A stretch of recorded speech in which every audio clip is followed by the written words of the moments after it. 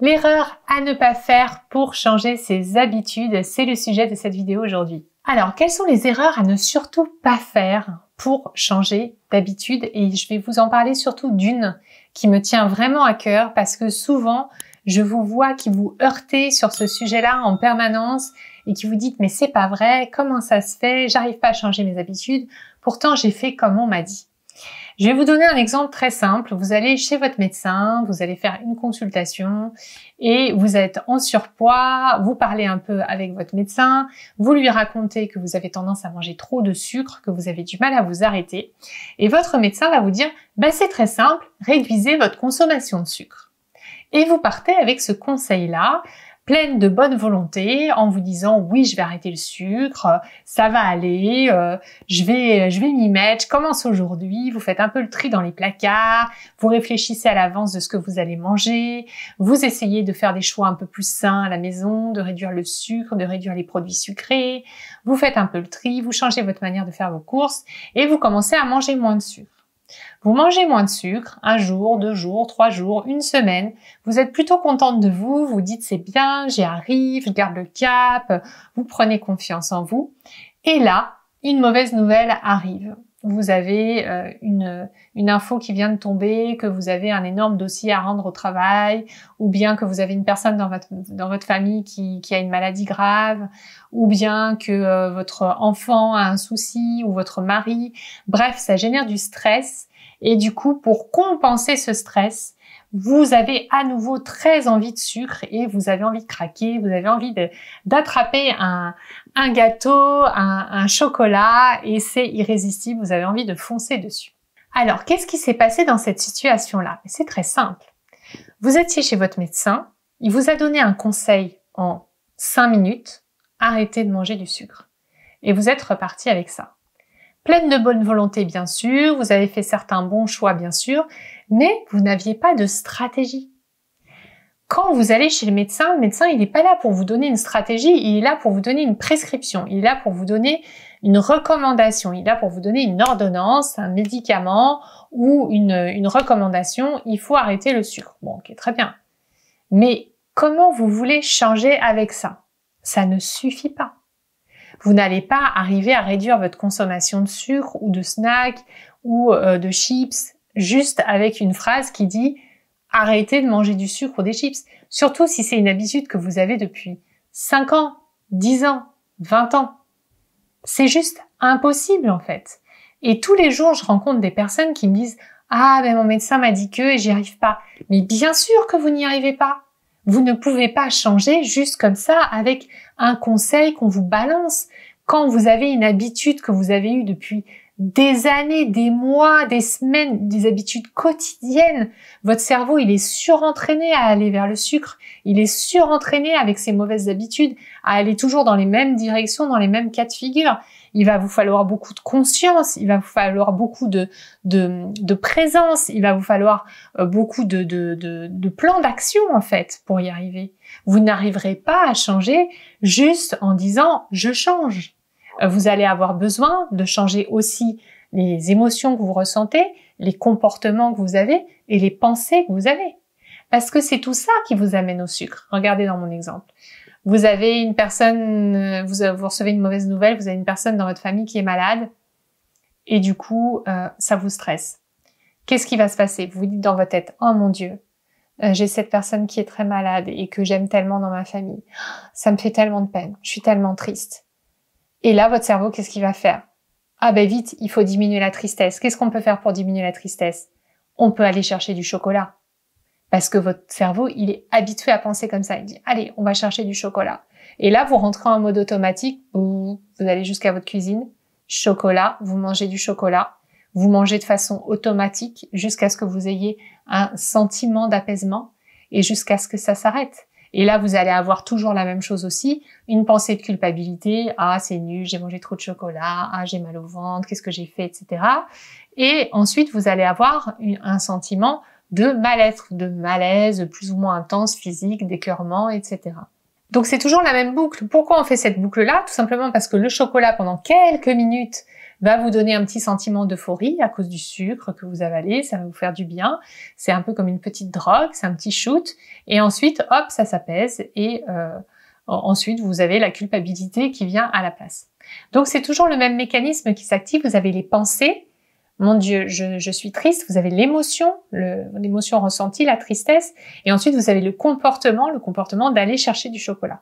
Donc, pensée, émotion, comportement. Pensée, comportement, émotion, même pour les mettre vraiment dans l'ordre, parce que c'est souvent comme ça que ça se passe. On a d'abord une pensée, ensuite on va avoir une attitude, et ensuite ça va générer une émotion. Parfois c'est l'émotion qui vient en premier, la pensée après, et ensuite l'attitude. Mais en tout cas, ce trio-là, pensée, comportement, émotion, c'est vraiment le trio qui conditionne votre vie. Si vous en changez un des trois, tout change. Si par exemple votre émotion de tristesse passe sur le moment, vous aurez beaucoup moins de risques d'avoir un comportement d'addiction et donc des pensées d'addiction. Si vous changez votre pensée et que vous arrêtez de vous dire « mon Dieu, c'est grave, il faut que je fasse quelque chose, il faut que j'aille mieux tout de suite », et que vous arrivez à tamponner un peu et à prendre du temps, ça va aussi changer votre comportement et vos émotions. Donc si vous agissez sur un des trois, pensée, comportement, émotion, vous avez des chances d'aller mieux dans la situation. Mais ça, votre médecin, il va pas vous l'expliquer. Votre gynéco non plus, des personnes que vous consultez en fait pour votre santé de femme ne va vous expliquer que vous avez besoin de travailler sur vos pensées, vos comportements et vos émotions et ne va en aucun cas vous donner une stratégie détaillée. C'est normal, ce n'est pas leur rôle. Ils sont là pour vous soigner, ils sont là pour vous prescrire.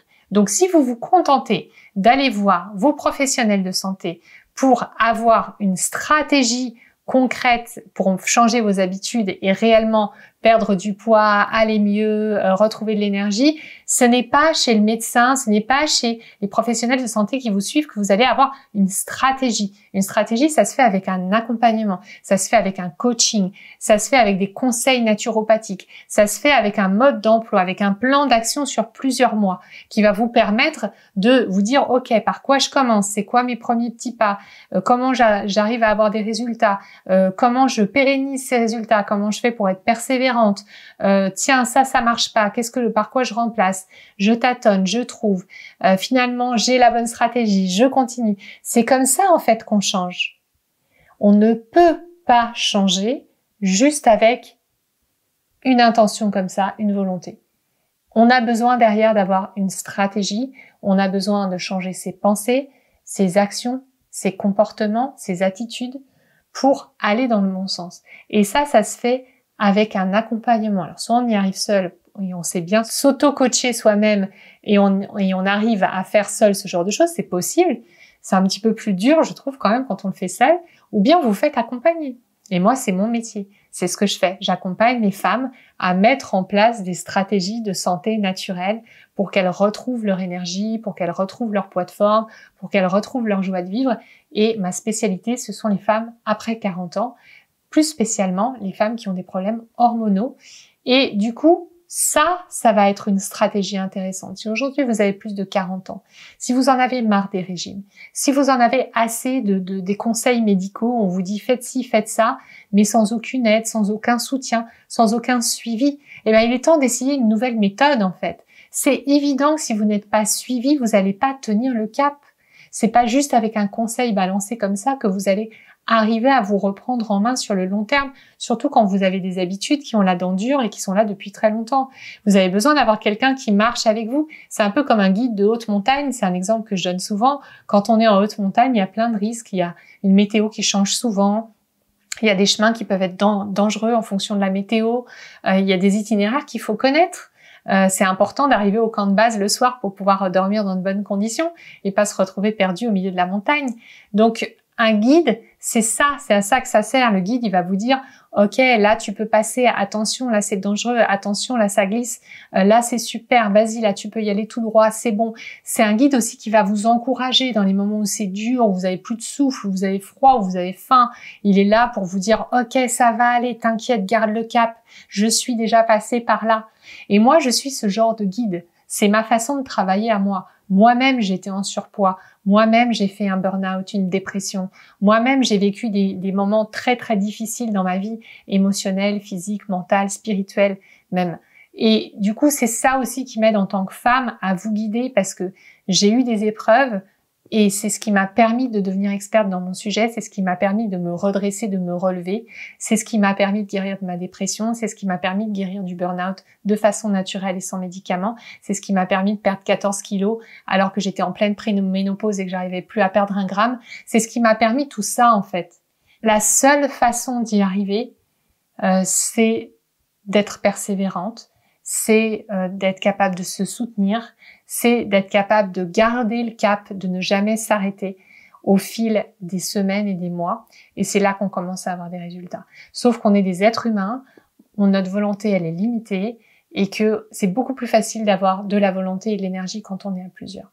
Donc c'est pour ça qu'aujourd'hui j'accompagne les femmes, c'est pour ça qu'aujourd'hui ça me tient à cœur et c'est pour ça qu'aujourd'hui je veux vous dire qu'il y a des solutions, il y a des possibilités et qu'il s'agit de ne pas s'arrêter juste à un diagnostic, juste à un conseil, juste à faites ci, faites ça et ensuite ne pas y arriver. Et ensuite vous vous culpabilisez, vous vous dites c'est de ma faute, mon médecin il m'a dit de manger moins de sucre et je suis vraiment nulle, je suis même pas capable. Mais évidemment, en fait c'est pas que vous êtes nulle, c'est juste que vous êtes humaine. C'est hyper dur d'arrêter le sucre quand on en mange depuis des années et qu'on est complètement accro, juste avec le conseil comme ça. D'un professionnel de santé qui vous balance, allez, arrêtez. C'est pas possible d'arrêter comme ça. Il faut avoir un peu de méthode, un peu de soutien, un peu de petit A, petit B, petit C, un peu de numéro 1, numéro 2, numéro 3, de savoir un peu par où on commence, où est-ce qu'on est dans la bonne direction, et puis comment on pérennise le truc, comment on fait en sorte que ça tienne, en fait. Donc voilà, mon conseil, si vous avez envie de changer vos habitudes, et spécialement vos habitudes alimentaires, ou voire vos mauvaises habitudes alimentaires, on a parlé du sucre, mais c'est vrai, avec tout le reste, avec l'alcool, avec le gras, avec le grignotage, avec toutes les choses que vous avez envie de lâcher, le café, et les aliments qui ne vous font pas du bien, si vous êtes intolérante au gluten et que vous pouvez pas résister, tout ça c'est la même famille, c'est la même chose, vous avez besoin d'une stratégie que vous testez, que vous éprouvez et que vous ne lâchez pas au fil des mois. C'est la seule façon de changer, parce que plus vous pratiquerez longtemps, plus vous allez créer l'habitude dans votre cerveau d'avoir un autre comportement avec ces aliments et plus vous allez sortir du cercle vicieux de l'addiction. Si vous voulez en savoir plus sur ce sujet, ou tout du moins si vous voulez l'intégrer, intégrer ces conseils, que ça vous a parlé, que vous dites mais oui c'est ça dont j'ai besoin, je vous invite à télécharger la fiche pratique de cette vidéo dans laquelle vous retrouverez les points essentiels que j'ai développés avec vous, plus des questions de mini-coaching pour vous aider à passer à l'action. Cette fiche pratique, vous la retrouvez dans mon coffre-fort auquel vous avez directement accès sur le lien qui s'affiche actuellement et aussi le lien qui va apparaître dans quelques instants. Comme ça, vous pourrez accéder directement à mon coffre-fort et télécharger cette fiche pratique gratuitement et également toutes les autres fiches pratiques de mes vidéos récentes. Je vous dis à très bientôt pour une future vidéo et d'ici là, n'oubliez pas, vous méritez d'être bien dans vos baskets, bien dans votre vie et bien dans votre assiette.